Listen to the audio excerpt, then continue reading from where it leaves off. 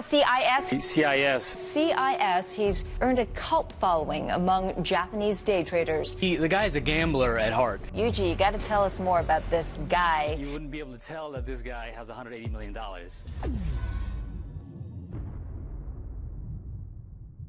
34 ans se sont écoulés depuis la fin de la Seconde Guerre mondiale. Le Japon s'est relevé, il a reconstruit ses villes, reconquis son industrie et s'est hissé jusqu'à la 2e place mondiale. Une puissance économique, une vitrine de réussite, c'est l'âge d'or. Les néons de Tokyo ne s'éteignent jamais, les salaires montent, la consommation explose et tout le pays rêve de réussite. Enfin, presque tout le monde. Parce que au milieu de cette prospérité, dans un petit appartement, sans luxe, sans bruit, sans avenir, une famille coincée dans les traditions s'apprête à avoir un enfant. Ils croient aux horaires 9h-17h, à l'obéissance, aux études, aux diplômes, au CDI, et ils veulent lui transmettre tout ce en quoi ils croient. Tout ce qui, selon eux, garantit une bonne vie. Sauf que ils ne savent pas encore, mais ils viennent de donner naissance à l'homme qui allait faire trembler tout le système qui vénère. Personne ne connaissait son visage, et pourtant, c'est lui qui les faisait tout perdre. Les marchés japonais tremblaient, les hedge funds paniquaient, des milliards changeaient de main, mais personne ne comprenait pourquoi et où allait tout ce pognon. Ils accusent les algorithmes de trading, les robots, la Fed, le hasard, mais la vérité, c'est que un seul homme tirait les ficelles sur les marchés. Un seul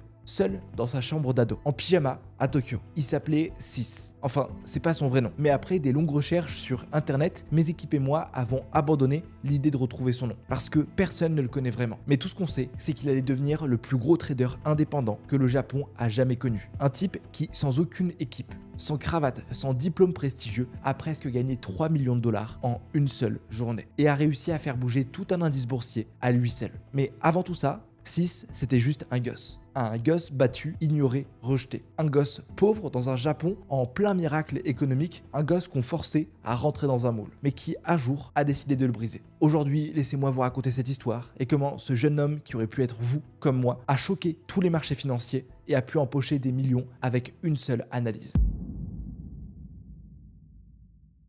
À la naissance, 6 n'a rien. Pas de chambre pour lui tout seul, pas de jouets, pas de photos de famille au mur, juste une table bancale. 2 parents fatigués qui se gueulent dessus et un tas de factures qu'on n'ose pas ouvrir. Dans ce Japon flamboyant, sa famille est coincée à l'arrière-plan. Son père a un employé modèle, le genre à ne jamais faire de vagues. Toujours sous-payé, il parle peu, il rentre tard et rêve petit. Sa mère, elle, c'est un cocktail explosif, autoritaire, nerveuse et agressive. Quand elle crie, tout l'immeuble l'entend et quand elle punit, elle ne retient pas ses coups. 6 grandit avec un seul mot dans la tête. Honte de rentrer chez lui quand ses potes vont tous au resto du coin. Mais un jour, un truc casse dans sa tête. Il observe les adultes, les caissiers, les profs et se dit « C'est donc ça, être adulte ? Suivre les règles, obéir et rester fauché toute la vie ?» Alors, il décide. Lui, il ne vivra pas comme ça. Il va comprendre ce système et il va le battre. À cette époque, les rues de Tokyo sont un temple de consommation. Tout le monde dépense, les vitrines débordent de jouets, de gadgets de rêve en plastique et les salles d'arcade poussent comme des champignons. 6 décide d'y rentrer par hasard un après-midi. Trop de cris à la maison, trop de corvées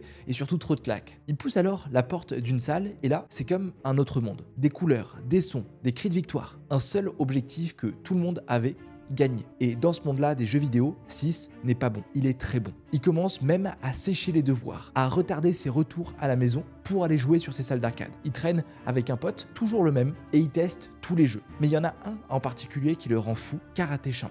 Un jeu où il n'y a pas de hasard, où chaque mouvement compte, chaque coup est une stratégie. Et 6, il est trop fort. Il défonce tout le monde. Il devient une légende locale, il lit le timing mieux que personne. Il devine le coup que font ses adversaires avant qu'ils arrivent. Il anticipe comme s'il lisait dans la tête du joueur en face. C'est là qu'il comprend un truc fondamental. Si tu observes assez longtemps, tu peux battre n'importe qui. Il rentre chez lui tous les soirs les mains vides. Mais dans sa tête, il a gagné. C'est là qu'il a découvert le pouvoir de l'analyse. Pas dans les livres de trading, pas dans des études, mais dans le feu de l'action.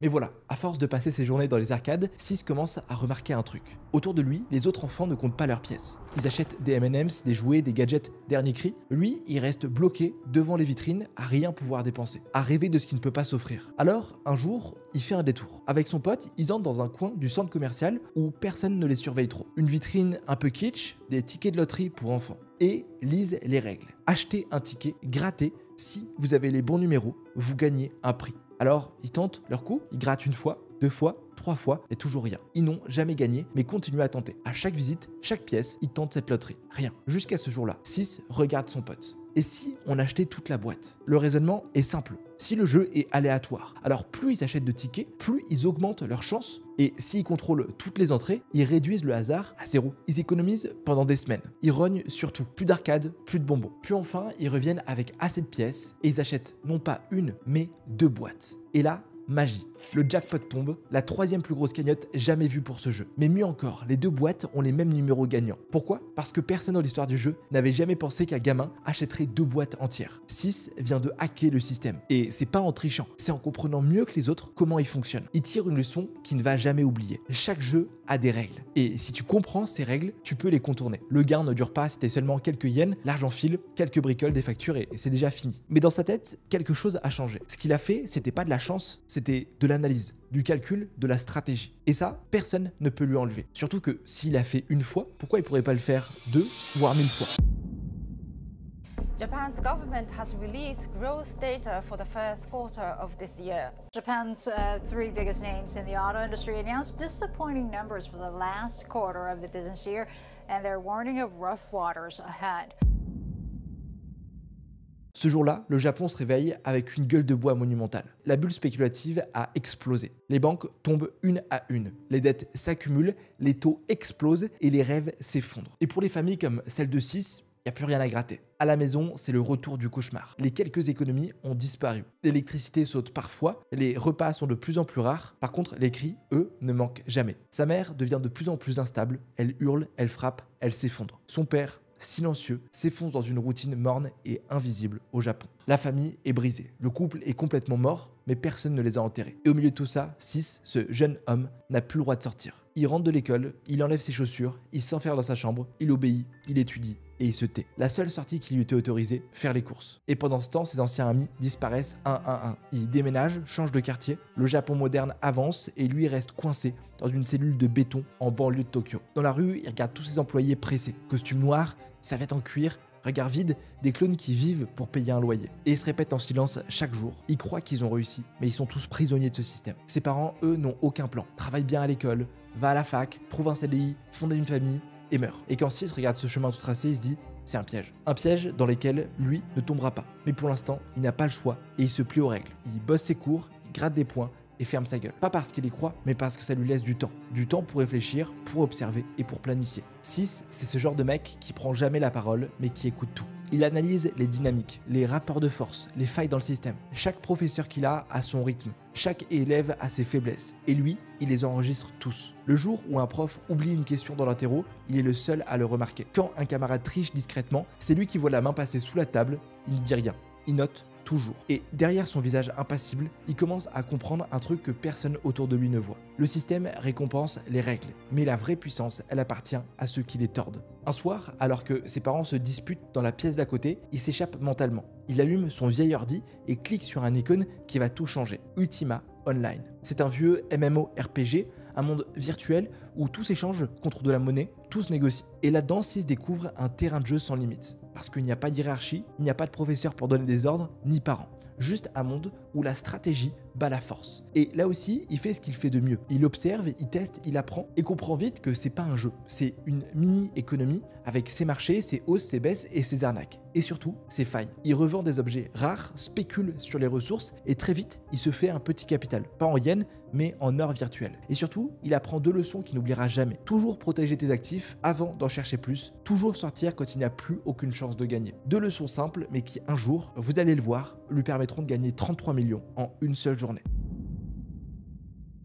Quelques années plus tard, 6 entre à l'université de Hosei. C'était pas son rêve, mais c'était ses parents qui l'avaient décidé. Il aurait voulu apprendre l'économie, la finance, l'humain, mais pas du tout. On l'a inscrit en génie mécanique, parce que ça recrute, et parce que surtout c'est un métier stable au Japon. Ce genre de diplôme qui fait bien dans les dîners familiaux. Sauf qu'à aucun moment on lui a demandé ce qu'il voulait. Alors il accepte en silence. Mais à l'intérieur, il s'éloigne encore un peu plus d'eux. Ses journées se résument à ça, des formules, des plans techniques, des circuits imprimés. Et lui, il regarde tout ça avec un vide immense. Il s'en fout, il le dit lui-même. J'ai jamais aimé construire des trucs. Moi, ce que je voulais, c'était démonter le système. Il passe plus de temps sur son ordinateur portable qu'en cours. Et sur son ordinateur, c'est pas des projets de groupe, c'est pas des PDF sur la mécanique, des résistances, sur autre chose. Un soir, entre les sessions sur Ultima Online, il clique sur un lien, juste un petit lien, un forum obscur. Il y a quasiment aucun membre, il n'y a pas de design, juste des pseudos et des messages alignés en bloc. Mais le sujet le fait bugger. Day trading, Tokyo Stock, Exchange, compte réel. 6 découvre que des gens, des japonais normaux,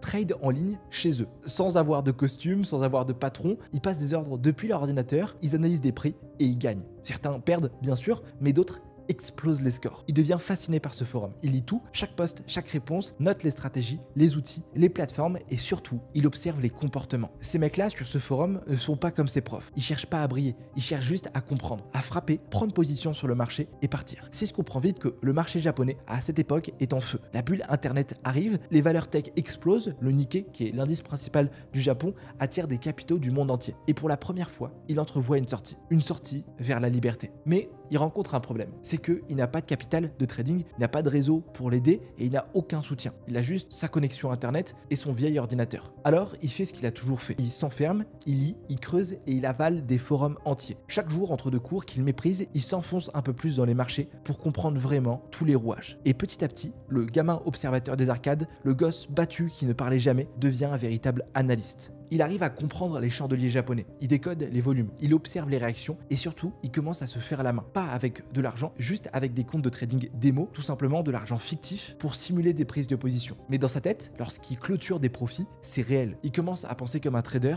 à vivre comme un trader. Même si, sur le papier, c'est toujours un étudiant dans une banlieue paumée en génie mécanique. Ses parents, eux, ne voient rien. Ils pensent qu'il est enfin sur les rails. Ils se félicitent de leur fiston à la fac, mais en réalité, 6 est déjà parti, loin, très loin. Et un soir, il prend une décision. Il ferme son ordi, il se lève et prononce une phrase qu'il ne pensait jamais dire. Je ne veux plus jamais leur ressembler.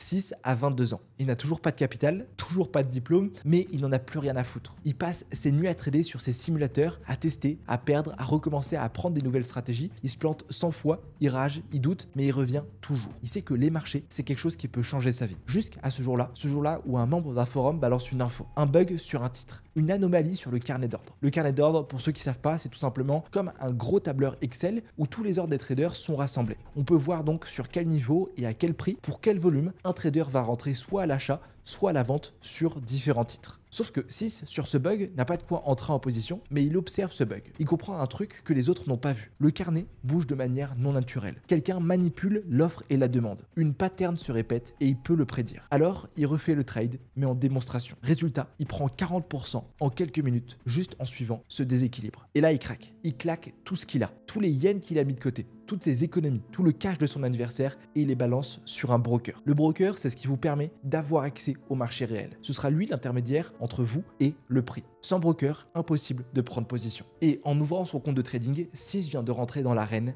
en réel. Il entre pas pour tester, il entre pour tout exploser. Il choisit une micro-cap japonaise. C'est tout simplement une boîte pourrie que personne ne regarde avec une toute petite capitalisation boursière, mais avec une anomalie sur le carnet d'ordre. Tout simplement une sorte de trou entre les acheteurs et les vendeurs. Il place son ordre et attend. Et là, le prix revient le déclencher et bam, le marché explose. Sur ce trade, il encaisse. Pas un jackpot, juste quelques milliers de yens. Mais il a vu ce qu'il voulait voir. C'est pas un mythe. En trading, on peut gagner de l'argent. C'est réel, c'est quelque chose de faisable. Il recommence avec la même stratégie. Attend ce déséquilibre, se positionne, rentre encore et encore. Chaque jour, il entre, il place ses pièges, rentre sur ses déséquilibres et sort vite. Et chaque semaine, avec cette méthode, son compte monte. Lentement au début, puis de plus en plus vite. Et il commence à rentrer dans une mauvaise routine. Il dort plus, il mange plus, il trade seulement. Le drop-out. Un jour, son ancien patron l'appelle. On lui propose un poste d'ingénieur beaucoup plus stable. Mais il répond juste « Je ne veux plus ce genre de vie ». 6 ne veut plus d'un patron. Il veut juste trader avec son écran et cette ligne verte. En faisant ce drop-out, 6 n'a pas seulement quitté son taf. Il vient de quitter le système. Pour de bon. Mais ce que personne ne sait encore, c'est que ce drop-out va devenir une légende et va bousculer l'économie japonaise. Au début, personne ne le remarque. 6 est une goutte d'eau dans un océan. Un trader inconnu, sans CV, sans contact, sans compte LinkedIn. Il ne parle jamais dans les forums, il ne poste rien, il lit simplement. Il observe comme à son habitude. Mais pendant ce temps, il devient un tueur sur les marchés. Il commence à détecter les schémas, toujours les mêmes paniques, toujours ce déséquilibre sur les carnets d'ordre. Les débutants qui achètent beaucoup trop tard ou lorsqu'une bougie explose, les pros qui vendent trop tôt, les robots qui s'affolent dès que le volume sort de la norme. Et lui, il passe entre les gouttes. Il prend les miettes que personne ne veut. Il se glisse entre les ordres et coupe avant que ça pète. Mais surtout, il ne laisse aucune trace. Personne ne le connaît. Pas de pseudo flashy, pas de post pour se vanter, pas de capture d'écran avec ses PNL, juste un trade, puis un autre, puis un autre. Les mecs du forum commencent à parler. Ils voient passer un nom parfois dans les carnets d'ordre, un pseudo qu'ils ne connaissent pas. Un mec qui juste rentre, qui sort, qui prend l'argent, puis qui disparaît. Et commence à l'appeler le fantôme. Et ce fantôme, c'est lui, 6. Un jour, il prend un pari risqué, une action japonaise très volatile, le genre de titre qui peut très bien doubler ou s'effondrer. Il observe les volumes, il attend la panique et au moment où tout le monde vend, lui décide de rentrer à l'achat sur cette action et de mettre gros. Il vide presque tout son compte de trading sur ce coup et pendant quelques heures, il doute. Mais il reste, il patiente et il encaisse. Et soudain, boum! L'action explose à la hausse et il revend tout. Sur cette position, il touche plus que ce qu'il avait jamais vu. 6 vient de vivre sa première vraie claque mentale. Il s'assoit, il respire et il note. Après avoir clôturé ce trade, il s'offre pas de champagne ni de selfie, juste il remplit son fichier Excel et un cerveau qui vient de comprendre un truc énorme. Les marchés, c'est pas de la finance, c'est de la psychologie. 6 vient de franchir un cap dans sa carrière de trader. Il ne regarde plus les marchés comme un étudiant curieux, maintenant il les traque. Et maintenant, il a un objectif clair, scaler. Chaque jour, il recommence, analyse ses patterns sur les carnets et repère ses anomalies. Il entre, il sort, il encaisse, mais surtout il documente tout. Chaque trade qu'il fait est noté, chaque erreur est disséquée. Il devient son propre laboratoire. Au fil des semaines, son capital double, puis triple, puis explose. Mais avec les gains vient une autre addiction, le contrôle. 6 ne veut plus juste gagner, il veut comprendre pourquoi il gagne, et surtout pourquoi les autres perdent. Alors il commence à traîner sur les forums, pas pour demander, pour observer. Il lit les messages des traders perdants, et il les classe comme un scientifique qui analyse des rats de labo. Il découvre un truc fascinant. Les gens perdent en trading pas parce qu'ils sont bêtes, mais parce qu'ils veulent avoir raison. Et sur les marchés, avoir raison, c'est la mort. Alors lui, il fait l'inverse. Il accepte de se tromper. Des fois, il coupe ses trades perdants. Il encaisse des fois des plus petites positions, ou parfois, il frappe gros. Un beau matin d'hiver, il voit une action tech s'écrouler. Tout le monde panique, le forum explose de messages. Dans le chat, tout le monde dit « faut sortir ». C'est la fin, shortez tout. 6, lui, ne dit rien. Il regarde les volumes et repère ce déséquilibre avec un mur d'achat invisible. Un algo qui soutient les prix et il entre. Il clique sur achat et l'action remonte en flèche. Il revend juste avant que les autres pigent qu'est-ce qui s'est passé et réalise l'équivalent de 6 mois de salaire d'un ingénieur japonais. Soit environ sur ce trade 14 000 à 16 000 euros en une nuit. Et là, il comprend qu'il a changé de dimension. Il ne trade plus pour s'en sortir, il trade pour dominer, pour être le meilleur. Il ne le sait pas encore, mais le vrai décollage est pour bientôt. Et quand il va frapper, tout le Japon va le sentir passer. On est en 2005, 6 à 26 ans. Son petit capital, il l'a transformé. Trade après trade, pourcentage après pourcentage, erreur après erreur. Et maintenant, il joue dans une autre catégorie. Ce matin-là, il allume son ordinateur, le marché ouvre et il sent. Il y a une opportunité. Une small cap, toute petite action, un volume anormal dessus. Le carnet complètement déséquilibré. Il ne réfléchit pas, il rentre comme à son habitude. Il tape fort. Il sent la panique en face et encore une fois, le prix explose. Il sort, il regarde son compte de trading et là il voit plus 25 millions de yens, soit plus de 180 000 euros en une seule session, sans analyste, juste lui, son écran et ses nerfs. Le pire de ça, c'est qu'il ne dit rien, il n'appelle personne, il ferme juste son graphique et il note froidement ses gains sans aucune émotion. Il referme le trade, mais dans sa tête, ça continue à tourner. Pas à cause de l'argent, mais parce qu'il a vu un truc que personne n'avait jamais vu. Pendant le trade, il a remarqué un algo mal programmé. Une séquence d'ordre, toujours au même niveau, toujours dans le même timing, une sorte de faille. Et il sait que tant que personne ne corrige ça, il peut en profiter. Alors il y retourne, réallume son graphique, pas le lendemain, le jour même. Il reprend les mêmes actions, il place dans les mêmes ordres, il crée les mêmes déséquilibres. Et se repositionne encore et encore. Ce qui se passe, c'est que en fait, les algorithmes étaient programmés pour entrer sur un certain pattern. 6, lui, avait juste à créer ce pattern pour que les algorithmes rentrent et fassent exploser son portefeuille. Et il réalise ça chaque jour pendant 2 semaines. Il vide clairement les entrailles du même bug, tranquillement, sans faire de bruit. Quand ça s'arrête enfin, quand les banques qui détenaient les algorithmes n'ont plus d'argent, il a cumulé plus de 100 millions de yens, près de 750 000 euros. Pas en pariant, en disséquant un système trop lent pour se défendre. 6, à son habitude, ne s'émerveille pas. Il fait rien, il est en train de créer simplement sa propre méthode. Et il note dans son petit carnet une règle, un bon trade, c'est pas un trade chanceux, c'est un bug qu'on repère et qu'on peut exploiter plusieurs fois. Et dans les semaines qui suivent, il affine sa routine. Il se lève tôt, il scanne,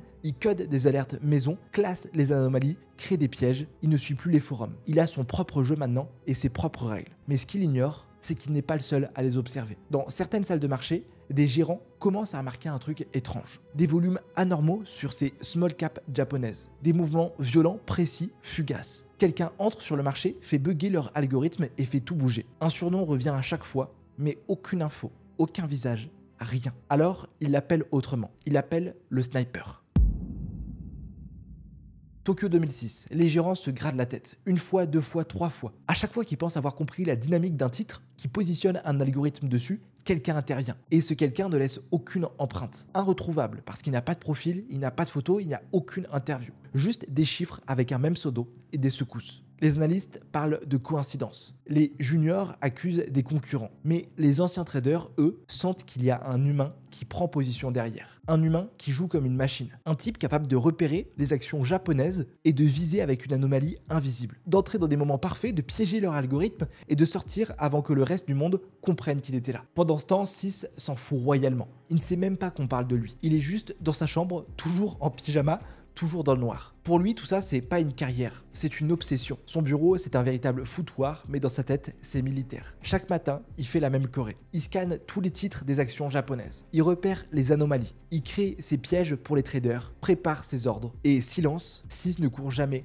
après le bruit. Il attend la faille et préfère louper 10 opportunités que forcer un seul trade. Et c'est cette discipline presque inhumaine qui va l'amener à son prochain coup de maître. Un jour, une société tech obscure, qui n'a aucun volume et qui n'a aucun intérêt. Mais une main étrange, un algorithme soutient le carnet. À chaque tentative de vente, une série d'ordres se repositionne dans le même timing avec la même profondeur. Pour 99% des gens, c'est invisible. Mais pour lui, c'est une ouverture. Il sent qu'il peut piéger cet algorithme. Il commence par poser ses premiers pièges. Des petites tailles de position juste pour voir comment ça réagit. Puis, quand il comprend le pattern, il appuie. Pas comme un trader, mais comme un réel prédateur. Il ne laisse aucune chance à la cible. Avec cette multitude d'ordres, il piège les acheteurs. Et en quelques jours, il fait sauter la boîte. Gain 170 millions de yens, soit 1 044 000 euros. Mais ce n'est pas ce qui te marque, c'est la vitesse. Il a passé moins de 2 heures sur l'opération pour détecter ces algorithmes. Juste en regardant les graphiques, il se dit un truc simple. Si tu maîtrises le timing, que tu comprends ce qui se passe, même sans gros capital, tu peux réussir. Et à ce moment-là, 6 change de psychologie. Il ne cherche plus les gros trades, il cherche les trades parfaits. Et là, il rentre dans une nouvelle ère. Il devient chirurgical. Le but, c'est de prendre un seul trade, propre, discret et en silence. Et quand les journalistes vont finir par parler de lui, ils ne sauront toujours pas qui il est. Ils vont tous dire la même chose. Quelqu'un sur les marchés joue comme s'il savait le plan à l'avance. Les marchés japonais vivent une phase étrange. Pas de crise majeure, pas de crash invisible, mais des mouvements incompréhensibles. Des actions qui ne valaient rien du tout montent sans raison, d'autres plongent alors que tout était vert. Des volumes qui explosent sur des titres complètement oubliés, personne ne comprend ce qui se passe. Et dans le brouillard de cette volatilité, un trader continue à frapper. Il trade toujours à la même heure, toujours avec le même calme et toujours sans laisser aucune trace. Pour 6, rien n'a changé. Il est juste devenu plus rapide, beaucoup plus précis et beaucoup plus froid. Il trade chaque trade comme une expérience sans aucun attachement et commence à exploiter un truc nouveau, les réactions humaines qui se produisent. Une action chute de 3%, il sait très bien que certains bots vont paniquer et vont faire perdre moins 5%. Une entreprise publie un résultat neutre, il sait que les mains faibles vont vendre en pensant que c'est mauvais. Et lui, il écueille une par une. Mais plus il gagne, plus il devient dangereux. Pas pour lui, pour les autres. Un jour, il rentre sur une action secondaire, volume faible. Il détecte un algo lent qui maintient le prix artificiellement bas. Il entre, il charge et il piège ce market maker. C'est lui qui fait sauter l'algorithme. Résultat, le titre explose 12% en même pas une minute. Tous les autres traders suivent sans comprendre, achetant le marché, et les forums hurlent « Mais qu'est-ce qui est en train de se passer ?» Sachant qu'il n'y a eu aucune news sur ce titre, il ne s'est rien passé. Juste 6 qui vient de retourner sur un titre en solo, en appuyant sur achat. Et ce jour-là, un hedge fund local explose en sens inverse. C'était eux qui avaient l'algorithme pour maintenir le prix bas et ils viennent de perdre 7 chiffres de capital. Mais dans sa tête, une idée commence à s'installer. Je suis peut-être plus petit qu'eux, mais je suis beaucoup plus rapide. Et dans le monde du trading, parfois, ça suffit à gagner. Un frisson parcourt tous les marchés asiatiques. Pas encore un crash, juste une impression bizarre. Des titres tous les jours de plus en plus bizarres qui se retournent sans prévenir. Des supports qui ne tiennent plus du tout. Des hausses fulgurantes suivies ensuite de crashs silencieux. Et c'est toujours le même schéma. Quelqu'un rentre avec un volume anormal, le carnet est vidé, c'est une main invisible. Dans certaines salles de marché, on commence à faire le lien. Tout ça, c'est pas du hasard. C'est ou un fonds d'investissement, ou une banque, ou un homme, un trader, un spectre, le sniper. Et ce qu'ils ne savent pas encore, c'est qu'il est en train de tester quelque chose d'encore plus grand. Une technique de démolition pour empocher des millions. SIS l'a remarqué il y a des semaines. Certaines actions sont liées. On appelle ça la corrélation. Elles bougent ensemble. Quand une monte, l'autre aussi. Pas toujours, mais souvent. Une chute ici déclenche un stress là, un signal là-bas et tout le secteur tremble. Cette interconnexion, s'il arrive à l'interpréter, peut le rendre multimillionnaire. Alors, il se demande, et si je pouvais déclencher moi-même ces réactions à la chaîne? Pas besoin d'avoir d'énormes positions, juste rentrer sur des actifs précis et créer un premier mouvement stratégique. Et d'un timing parfait, alors il teste son idée. Il pousse alors une toute petite valeur au bout du carnet et observe les réactions. Et il note 1, 2, 3 fois jusqu'à ce que ça clique. Le jour où ça fonctionne, c'est presque brutal. Il entre discrètement sur une tech japonaise, il fait sauter un niveau et sans rien dire, il regarde toutes les autres actions du même secteur s'emballer. Les bots copient, les humains paniquent. Et en 6 minutes, 2 autres actions s'effondrent. 6 n'y touchent même pas. Mais il les avait vues, il les avait prévues. Il savait très bien qu'en impactant cette action, les autres suivraient. Et à ce moment-là, il comprend un truc fondamental. Le marché, c'est pas une place d'échange, c'est un réseau de dominos. Tu frappes au bon endroit et il y a tout qui tombe. Dès lors, 6 ne trade plus un actif. Maintenant, il trade des réactions. Il ne regarde plus l'écran comme un graphique. Il le lit comme une carte mentale. Il anticipe les paniques et arrive à avoir un impact sur des secteurs entiers. Ce qu'il fait, c'est plus du scalping, c'est plus du day trading, c'est une guerre mentale. The worst day on Wall Street since the crash of 1987. The Dow traders are standing there watching in amazement, and I don't blame them. We're now down 43%. Almost everything there completely wiped out. And the NASDAQ, everything and more has been completely wiped out. Let's talk about the speed with which we are watching this market deteriorate. Le monde entier tremble. Les banques américaines s'écroulent les unes après les autres. Le mot crise envahit les JT. Mais au Japon, le choc est encore lointain. Les analystes assurent et les autorités temporisent. Et pourtant, 6, lui, sent autre chose. Quelque chose d'invisible. Pas encore dans les news, mais par contre, sur le carnet d'ordre. Des spreads qui s'élargissent. Des traders qui sortent leur position et des ordres qui disparaissent plus vite que d'habitude. Et surtout, une sorte de volatilité nerveuse, comme une tempête en approche. Et ce jour-là, il la repère, la faille. Une small cap banale, techniquement morte depuis des mois, mais ce matin-là, le volume explose. Pas à la hausse, pas à la baisse, juste une agitation sans logique. Des traders sont en train de se positionner. Il se passe quelque chose et s'il scanne. Il regarde les ordres et il comprend. Un algorithme vient d'être branché, tourne en boucle, mais il a été mal programmé. Il soutient artificiellement le prix, mais laisse des trous géants dans le carnet. Des failles, des points d'entrée, des erreurs humaines déguisées en automatisation. Et pour 6, c'est Noël. Il se faufile et entre en petite taille. En se positionnant avant l'algo le nourrit et lui peut accumuler l'argent de l'algo. Pas de stress, quasiment aucun risque, juste comprendre ce qui se passe. Et quand il sent que l'algo fatigue, qu'il n'y a plus d'argent derrière, il vend tout, se casse et le prix s'effondre. Les market makers paniquent, les bots suivent. Le titre plonge et 6 sort avant que le reste du monde comprenne. Bénéfice net sur ce trade, 88 millions de yens, soit plus de 60 000 euros. C'est la simplicité. Les banques en face avaient juste codé un mauvais algo. Et 6 a transformé son bug en un demi-million. Ce jour-là, 6 prend une décision. Il ne veut plus rentrer sur les actions. Il veut trouver ses glitches, des comportements défectueux, des logiques mal pensées, des algorithmes mal branchés et il les collectionne un à un. Il commence à créer une base secrète, des captures de timing, des patterns absurdes, un musée des bugs. Et c'est là qu'il se forge une nouvelle règle. Le marché n'est pas parfait. Chaque faille est une porte d'entrée. Et la porte suivante va mener à son trade le plus légendaire.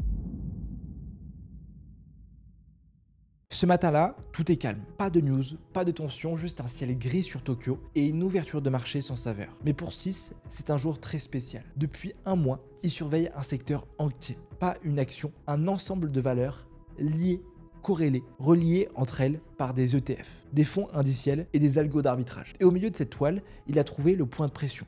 Une microcap invisible, mais reliée de façon marginale, mais réelle à un indice tech japonais. Le genre de détail que seuls les modèles ultra quant repèrent ou un mec comme lui. Et dans cette action, il a repéré un algorithme, un market maker lent, prévisible. Le genre de robot qui monte le prix mécaniquement dès qu'un seuil est cassé. Et ce que 6 a compris, c'est que cet algo sert d'un point d'ancrage à tout le système. Alors aujourd'hui, il va appuyer pas juste pour prendre un gain, mais pour déclencher une onde de choc. Il entre sur l'action cible avec une petite taille, puis augmente sa position, puis rentre avec un gros volume. Il piège l'algorithme en face, il le fait monter, le robot suit, et lui il surenrichit. Le carnet s'emballe et les autres algo-traders remarquent l'activité. Ils copient, les market makers réajustent, et les ETF recalculent les pondérations, le domino est lancé. En moins de 10 minutes, juste avec cette position, l'action s'envole de 7%. Mais c'est que le début. Les fonds passifs détectent un signal haussier. Ils rééquilibrent automatiquement leur portefeuille. Et l'indice sectoriel, lui aussi, commence à grimper. À la télé, les commentateurs cherchent une raison. Un changement réglementaire? Une rumeur de rachat? Mais non,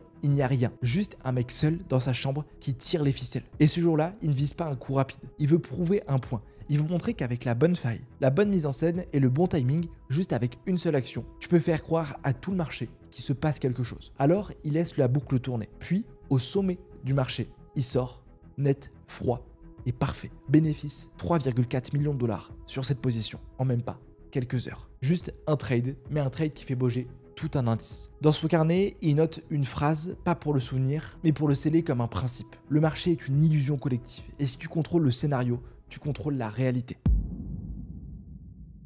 2013, le Japon sort d'une décennie molle. L'économie est en léthargie, les traders attendent un signal. Et ce matin-là, 6 est déjà assis. Toujours pas dans un bureau, mais toujours dans sa chambre, comme d'habitude, pyjama, lumière éteinte. Il a repéré un mouvement, une anomalie, une faille, la même chose que d'habitude. Sauf que cette fois, l'opportunité a l'air beaucoup plus immense. Une entreprise technologique vient d'annoncer une nouvelle inattendue. Le titre explose et tout le monde regarde. Mais pendant que les autres observent, 6 frappe. Il entre fort et il appuie comme jamais. Il balance des ordres à la chaîne, il sait ce qu'il fait. Il fait exactement ce que vont faire les autres. Le titre grimpe encore et encore. Les bots s'affolent, les gérants paniquent, les particuliers foncent et lui, il vend. Résultat, 3,5 milliards de yens, 33 millions de dollars. Une seule session, sans levier, sans insider, sans réseau, juste lui. Ce jour-là, un mec seul a fait mieux que 99% des hedge funds de Tokyo. Il regarde son écran, il ouvre son fichier Excel et il note méthodiquement. Pas de photo, pas de post, pas de brag, juste une petite case verte et une phrase « J'ai vu l'ombre avant qu'il voit la lumière ». Ce jour-là, 6 comprend un seul truc, dur à encaisser. Il n'a plus rien à prouver. Et parfois, quand tu n'as plus rien à prouver, tu commences à t'éloigner. 6 aurait pu tout claquer. Acheter un penthouse, monter un fonds, passer à la télé. 6, lui, a fermé l'ordi. Il s'est juste, après ses gains, levé, marché lentement jusqu'à la cuisine et servi un bol de riz froid. Dans les semaines qui suivent, il continue à trader, mais sans la même flamme que d'habitude. Les patterns, il les voit toujours. Les bugs, il les repère à la seconde. Tout devient facile pour lui. Mais au fond, une question tourne en boucle. Pourquoi je continue? 6 commence à sortir un peu. Pas pour s'exposer, mais juste pour respirer. Il traverse Tokyo, incognito, pyjama sous le manteau, et il observe les gens. Les couples pressés, les salariés en costume, les gosses avec leur téléphone, et il se dit « Moi, j'ai gagné à leur jeu. » Mais eux, ils vivent encore dedans. Alors, il ralentit. Il commence à trader beaucoup moins, il arrête de lire et retourne même sur certains forums en anonyme pour sociabiliser. Pas pour donner des leçons, juste pour voir les autres galérer, faire tout le temps les mêmes erreurs, chercher les réponses là où il n'y a que des miroirs et il comprend un truc dur à digérer. C'est pas l'argent qui le faisait kiffer, c'était le fait de comprendre avant les autres, de voir ce que personne ne voyait. Mais maintenant qu'il les a vus, il n'a jamais annoncé sa retraite, il n'a jamais fait d'interview, il n'a jamais dit j'arrête, mais un jour, il a juste disparu. Plus aucune activité, plus de traces dans le carnet, plus ce sniper présent, plus rien. Les forums ont spéculé, il s'est fait cramer. Il a été recruté par un hedge fund. Il est peut-être mort. Mais non, pas du tout. La vérité est plus simple. 6 avait fini. Il avait joué, il avait gagné et n'avait plus rien à prouver à personne. Alors il a fait ce que personne ne fait jamais dans ce monde. Il est parti. Pas en exil, pas en fuite, juste en paix. Actuellement, personne ne sait où il est. Peut-être qu'il vit toujours à Tokyo, dans un petit appart sombre, à mater les carnets sans jamais cliquer. Peut-être qu'il trade encore une fois par an juste pour tester un algo. Ou peut-être qu'il a tout effacé et qu'il vit comme un fantôme quelque part à observer le monde sans jamais intervenir. Mais une chose est sûre, il aura laissé une trace indélébile. Pas sur Bloomberg ni Wikipédia, mais dans les marchés eux-mêmes. Dans chaque carnet qu'il a retourné. Dans chaque algorithme qu'il a fait exploser. Chaque trader qui un jour a senti une force invisible désintégrer sa position sans comprendre d'où elle venait. Cette force, c'était lui, la légende 6. Bon voilà, on arrive à la fin de cette vidéo. Sachez que pour mon équipe et moi, ça a été extrêmement dur de trouver toutes les traces de ce trader. On sait forcément qu'il a existé. Il y a énormément de forums qui parlent de 6, mais vu qu'il veut garder cet anonymat et qu'il n'a jamais voulu se présenter en interview, eh bien on a vraiment fait un gros travail pour savoir exactement quelle a été ses prises de position et comment il a fait pour s'en sortir. En tout cas, ce qu'il faut retenir, c'est que sur les marchés, tout le monde a sa chance. Peu importe avec combien il commence, s'il est assez malin, il peut réussir à avoir ces résultats. Sur ce les amis, si jamais vous voulez aller plus loin sur les marchés, que vous voulez savoir moi comment je gagne de l'argent, comment j'arrive à faire des sessions qui me rapportent entre 1000 € et 8000 €, cliquez sur le premier bouton juste en bas. Dessus, je vous partage sur ce groupe tout ce que je fais sur le marché, mes analyses, mes stratégies, ma vie au quotidien. Et c'est destiné aux personnes qui ont la petite flamme et qui ont compris que le trading, que les marchés, c'est une solution qui peut leur permettre de changer de vie. Sur ce, on se dit rendez-vous pour la prochaine vidéo. N'oubliez pas d'aller voir la dernière que j'ai sortie aussi. C'était Casper. Très bon trading à vous. Ciao.